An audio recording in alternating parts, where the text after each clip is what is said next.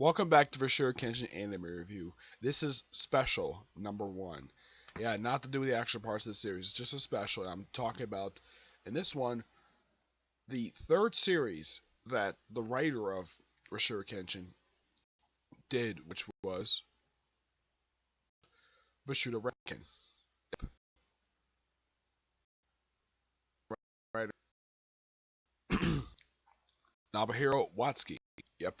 This was the third series he did, and unlike For Sure Kenshin, which lasted for 255 chapters, this one lasted for 79 chapters and had 3 one-shots to conclude the actual series.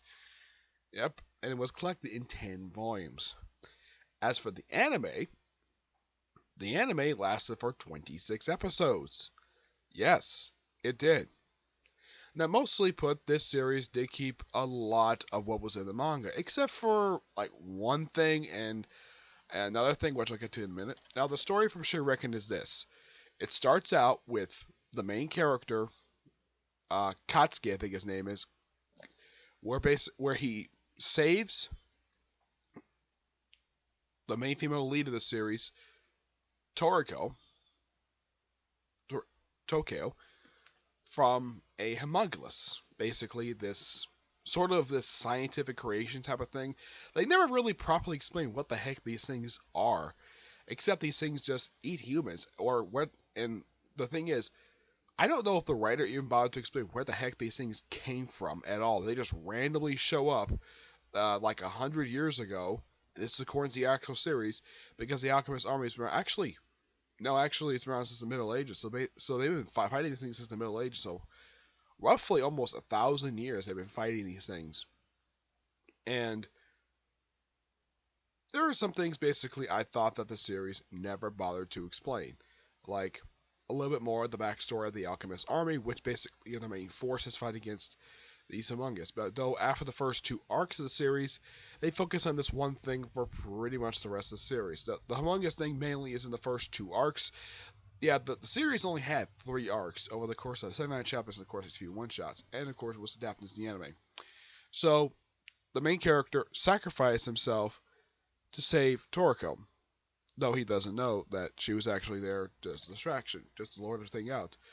And because he saved her life, she gave him a Bashir Renkin to basically act as his heart. Now the Bashir Renkin are these objects that are in shape of octagon badges. Yeah, they look like octagon badges, and they even have Roman numerals for what number these ones are. And I think the one that the main character has, I think it's number 52. Yeah, I think so. Now, just like for Kenshin, this one he took a lot of inspiration from a lot of other stuff. Like their warrior chief who they report to, Captain Bravo. His suit is his Rankin, which is known as the Silver Jacket. That's actually based upon a jacket that's actually from a French film called Brotherhood of the Wolf. He even had a character, the character Victor, who actually becomes the main antagonist at the final arc of the series. He's actually based upon a Native American character from that particular film, the League of Extraordinary Elects, based upon the League of Extraordinary Gentlemen. Heck, there's even one ranking based upon the Nautilus from 20,000 Leagues Under the Sea. Yes, not kidding. And also, there's one ranking basically who has the ability to restore someone's body completely, which basically is just a spear. That's actually the idea for that power is actually based upon the Invisible Man from the film Hollow Man. Yep, that's really it. One thing I can definitely say about this series is that it has great villains. They're interesting, they're enjoyable. Now, in the first arc, it's this guy called Papakin, who is the Butterfly Man. He becomes a legend at the end of the final arc. He essentially is the main villain of the first arc of the series, and the first arc ends with his apparent death. Well, he does officially die, though he does come back at the start of the next arc of the series, which involves his great great grandfather, Dr. Butterfly. Yep, and he's got a neat looking mustache. His mustache is like an actual butterfly, which I've never seen it before for a person. That's actually quite neat, the fact he did that. Though they hinted at this guy in the previous arc, one thing I gotta appreciate for the writer to do is he hints at a particular character in a previous arc, and then they have him be the main villain of the next arc. That's one thing I appreciate for this thing. One Piece is noteworthy for doing this for years, basically, where they set some stuff here and there, and they pay it off later. Yep. Let's see. The only ones I could think of that did that was Hunter x Hunter, and I think Yu Hakusho did that as well. Yeah, so several series do that, but not all of them. so they spend pretty much the majority fighting these other creatures. So these are human humongous, basically humans that were transformed into humongous, and they pretty much kill all of them. Though they later come back for the final arc, anyways. And of course, Papakin, basically, who was originally a human, who was actually suffering from a mysterious illness. I'm not really sure exactly what illness it was. Yeah, they never bothered to explain what his illness was at all, neither in the manga nor the anime. It's just an illness that basically causes him to cough up blood. It could be poison. I've heard poison can do that, but actual disease? No idea. I have no idea indeed. And he's actually an incomplete humongous. They actually sort of play on this a little bit later, where even though he emerged was successful, but he was an incomplete one. Though he was able to eat several humans. Very graphically too, especially with Porth was saying. First this guy eats his brother's bodyguards, then he pretty much kills everybody in his family estate, and last but not least, he kills his own father. From what I've heard from research, basically, with the writer mentioned what happens with the guy's mother, apparently, his parents were in the middle of a divorce. Yep, that's basically, his mother was nowhere to be seen. It's never mentioned in the manga, but it's referenced by the writer that she's actually out of the country. She's actually away. She's separated from this guy's father, and she's never once mentioned by name, but that's basically where it is when it comes to that. Also, I gotta point this out, though. Toriko has a scar across her face. Here's the weird thing. They do not explain the origin story of that until the very end. Yeah, it's a big mystery of what the heck caused that scar. And here's the thing. Everybody can tell that she and Kaito basically are in love with each other. It's implied, definitely, it's not the whole thing. And then during the final arc, they become an official couple, which, yeah, and here's the thing. The main character has this adorable, like, very sort of smoking hot little sister, Miko. Yeah. Now, some people think about, look at her, she could have been the love interest the way she was drawn, but nope, she's just a sister. Yeah, and actually, he saves sister twice in the series. First in the second episode. Second time he saves her was when the school was attacked by an army of Hamangas, led by Dr. Butterfly. Yep. Let's see, what else? Now, as for the voiceovers, now I'm watching the Viz Media dub of this thing, which a lot of my series I watch basically use Viz Media or Filmation. Not really for Filmation, a lot of them Viz Media. The guy who voices the main character, it's actually the same guy who voices Neji from Naruto. Yep.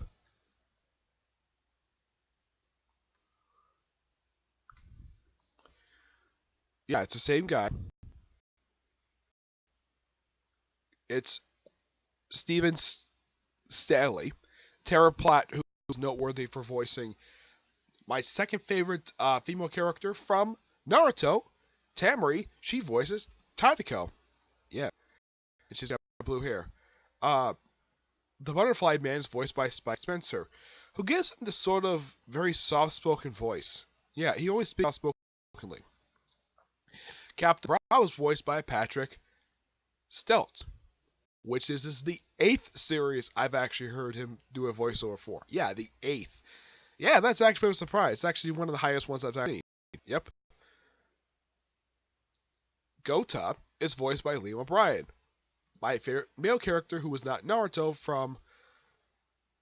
Yeah, he voiced my favorite male character from Naruto who is not Naruto himself, Gaara. Yep.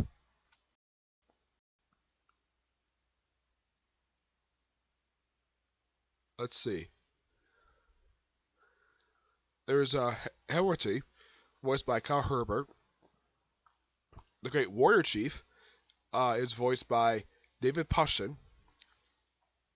Let's see. Some of the other ones don't get really like who their voiceover is.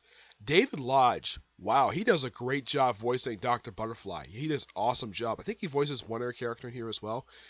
Let's see. We also have a couple twins who actually did work for the LXC, though they did become allies later on. Oka is voiced by Wambi Mitzi, and well, that's Robot Oka. Let's see, yeah. Cindy Robinson voices Okia, and David Lodge obviously voices Sochri. Basically, yeah, another character he voices. Well, actually, that's a Robot Orkia. And of course, the other one's voiced by Bruce Robertson. Corey Christopher Smith voices Moonface. And guess what? This guy is noteworthy for famously voicing. Well, he voiced Spottum from One Piece.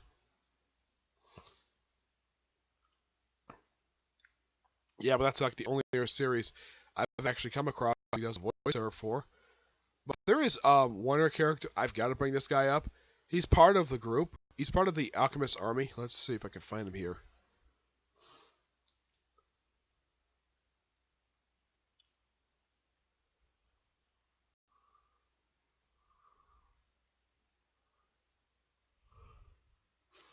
Hmm.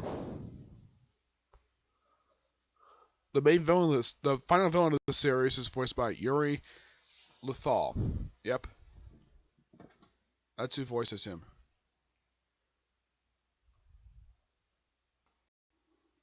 Bruce Prybuck. I think this is the second series. Yeah, it's the second series I've actually third. It might be the third series I've heard his voice before. There's one character in the series who, um, if I can find him here. Yeah, I think it might be this one here.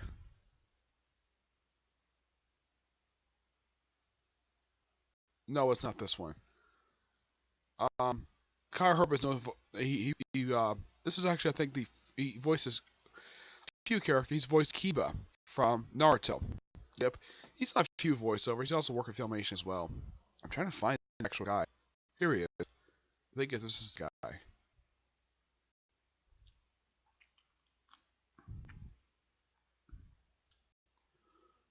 Because I remember seeing that the guy who voices Sasuke's in here. I just gotta find him first. It's not him. Maybe in a different series.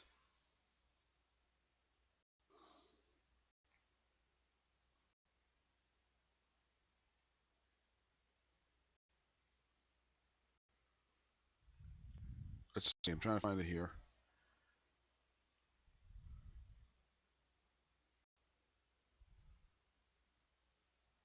It might be Limo Brand. No, it's not that guy. Actually, I can't find it, but yeah, I thought there was one guy in here I thought was the voice of Sasuke as well, but I just can't seem to find him. I saw that he was credited for voicing one of the characters in here. But I guess I just can't find him. But this was one really awesome series to watch. I just kind of wish they would have done a little bit more for story wise, like maybe give a little more, like in the case of, well, the supporting characters outside of the Alchemists are people, because you have Mitsu, who is the main character's sister, smoking hot woman, smoking hot teenager, and she doesn't get a love interest at all. Nope. But yeah, you see how very much protective he is of her, which you gotta be. Mm-hmm.